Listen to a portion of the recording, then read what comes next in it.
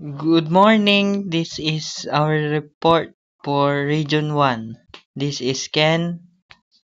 And this is Ken Adrian Lopez. So this is our presentation.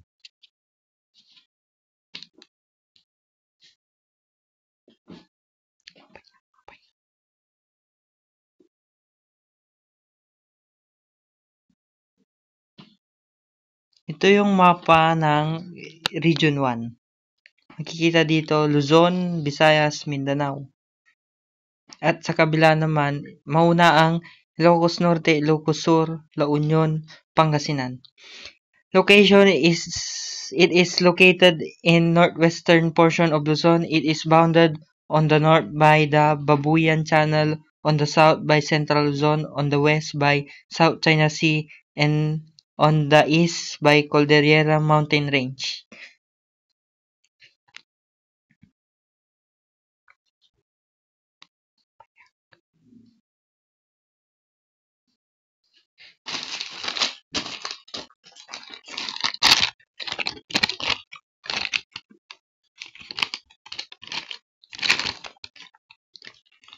Climate. Sinasabi dito, tuwing tag-ulan or wet season, karaniwang nagsisimula Mayo hanggang Oktubre. Ang tag-init o tag-araw mula Nobyembre hanggang Abril. Yun yung wet season and dry season.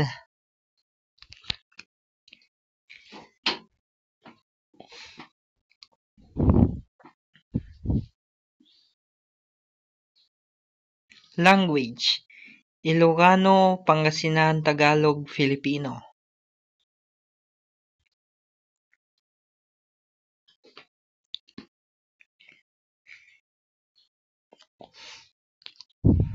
The Ilocos region has a total land area of 12,840 kilometers squared. It is composed of 4 provinces situated along the seacoast. Province. Ilocos Norte. Ang capital niya ay Lawag City. It is situated in northwest Luzon. It is bounded on the north and west by South China Sea. On the east by Cagayan and Kalinga Apayao, on the southeast by Abra, and on the southwest by Ilocos Sur. Landmarks: Cape Bojidor Lighthouse. Kilala rin bilang Burgos Lighthouse ay isang makasaysayang parola na matatagpuan sa isang burol sa Burgos, Ilocos Norte. Itinayo ito ng mga Espanyol at unang sinindihan noong 1892. Sa kabila ng edad nito, gumagana pa rin ang parola at isa itong tinaguriang sikat na tourist destination sa Ilocos Norte.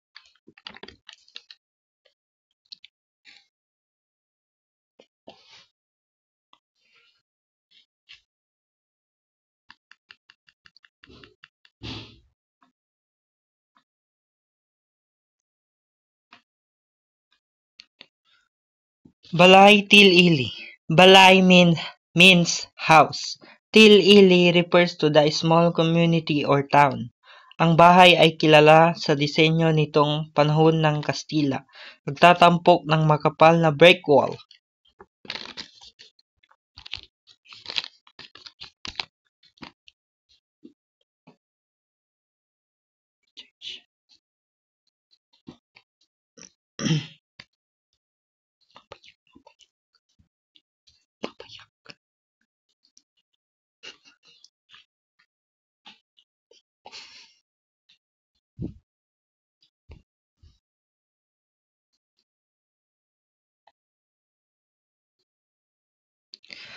Poway Church.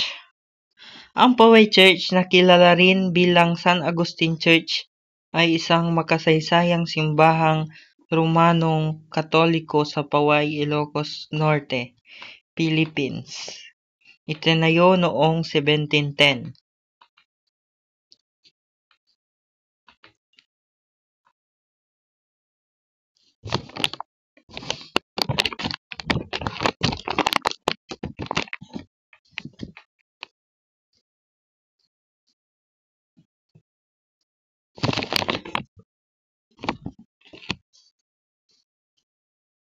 Kilala ito bilang San Agustin Church sa Ilocos Norte, Philippines. Itinayo noong 1710.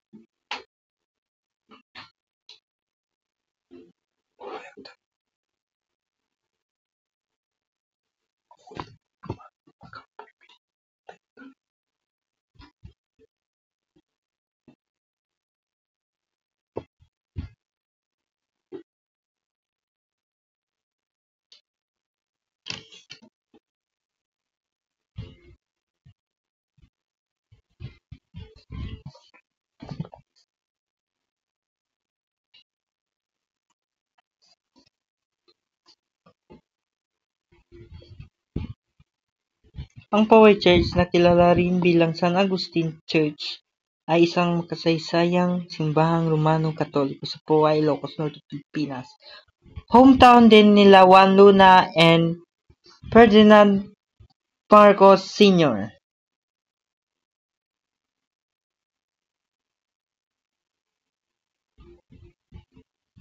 Ilocos Sur, capital Vigan City.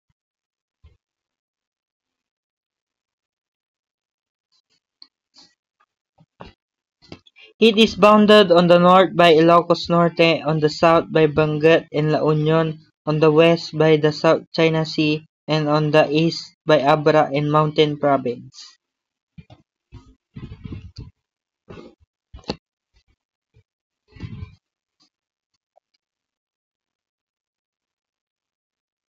Landmarks.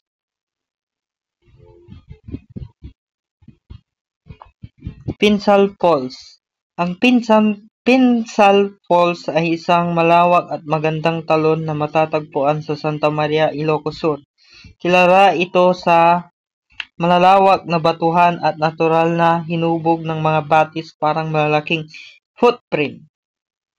Isa ito sa pinakamalaking talon sa rehiyon at dinarayo ng mga turista dahil sa malamig at malinaw nitong tubig, perpekto para sa pagpapahinga at pagliligo. Maganda ito, Pinsal Falls. Nakapunta na ako dyan.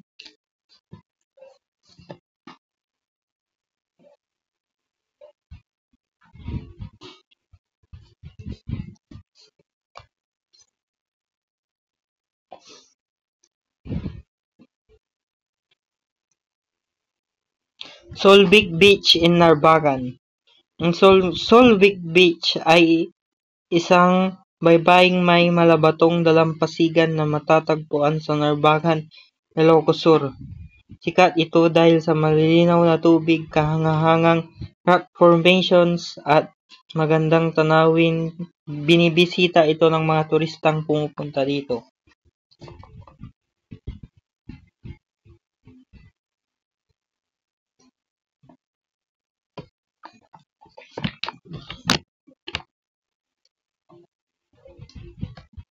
Gabriela Silang. Home province of Gabriela Silang and Father Jose Burgos and Elpidio Quirino. Si Father Jose Burgos ay isang paring martir kasama sina Mariano Gomez at Jacinto Zamora, kilala bilang Gumburza. Si Elpidio Quirino ay ika-6 na Pangulo ng Pilipinas mula 1948 at mula noong 1953. Naging Pangulo siya matapos pumanaw si Manuel Rojas. Siya ay pumalit.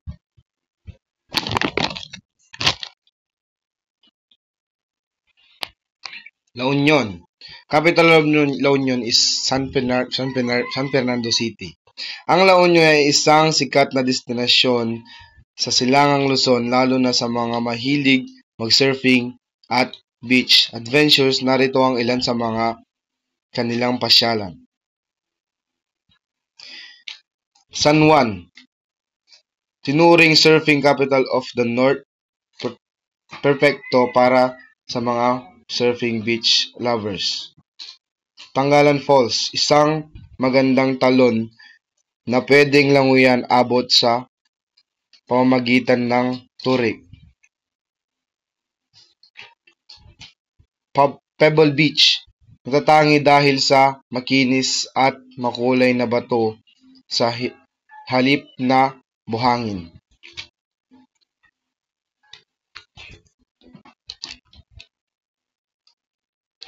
It is famous for its white and gray sand beach and Marcos Bus.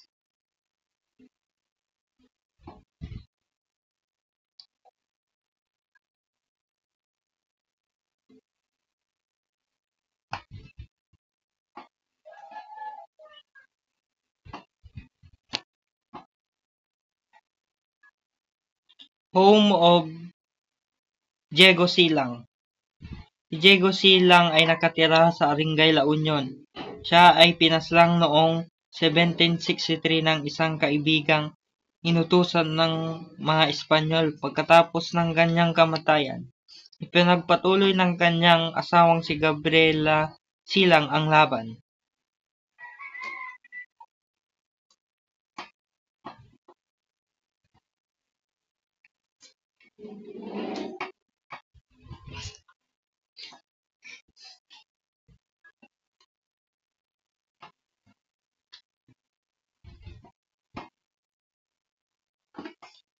Pangasinan, capital is Lingayen.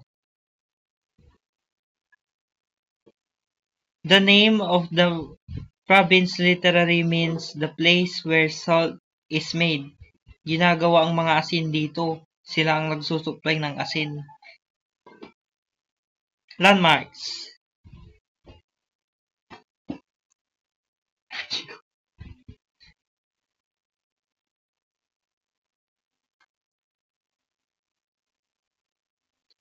Landmarks.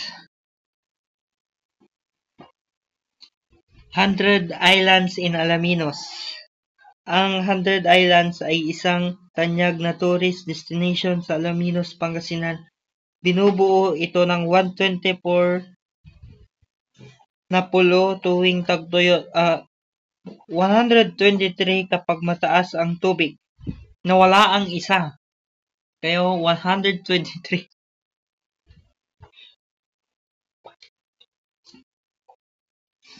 Shrine of Nuestra Señora de Manawag. Ang Shrine of Nuestra de Manawag ay isang tanyag na dambana sa bayan ng Manawag, Pangasinan, na kilala sa debosyon sa mahal na Birhen ng Manawag. Ayon sa kasaysayan nito, nagpakita ang Birheng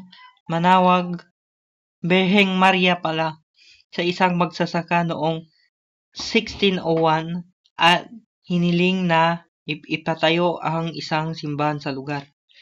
Hiniling ni Virgin Mary na ipatayo ang simbahan doon sa lugar sa Manawag. Sinabi sa magsasaka.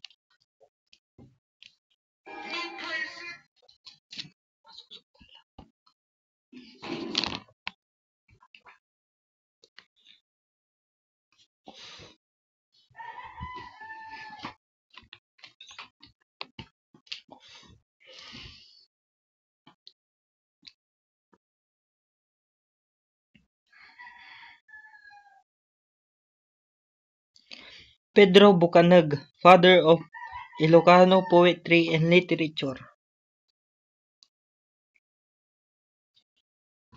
Pedro Bucanag was said to have been thrown by his parents down the Abra River while still an infant because he was blind. Nabulag siya. A woman who found him gave him away to an Augustinian priest.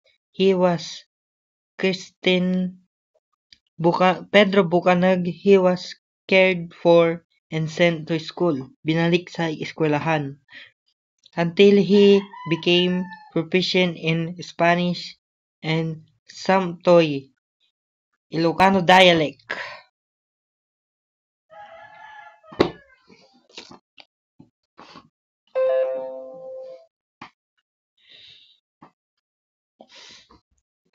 Leona Florentino, National Poetess of the Philippines. Sa kasaysayan ng Pilipinas, si Leona Florentino ay kinilala bilang National Poetess dahil sa kanyang makulay na kontribusyon sa panitikang Ilocano. Sa paggamit ng mga tula upang magpahayag ng damdamin at karanasan ng mga Pilipino lalo na ng mga kababaihan.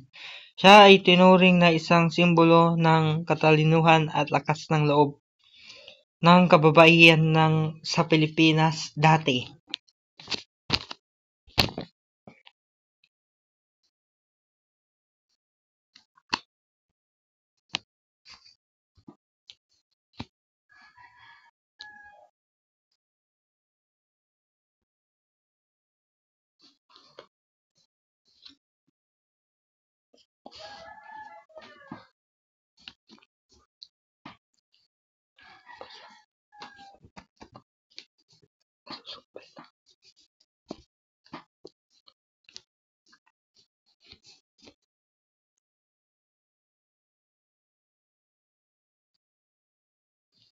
At dyan nagtatapos ang aming report sa Region 1.